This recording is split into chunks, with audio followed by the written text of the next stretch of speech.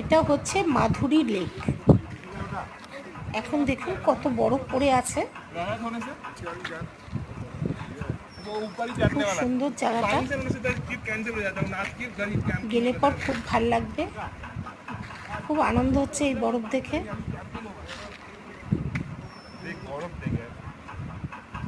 চলে আসুন, ঘুরে যান মাধুরী লেক, অরুণাচল।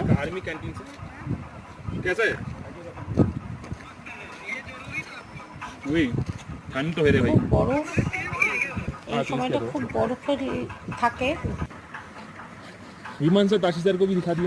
তাওয়াং খুব ভাল লাগবে, ঘুরে আসবেন, খুব বরফে ভর্তি হয়ে আছে।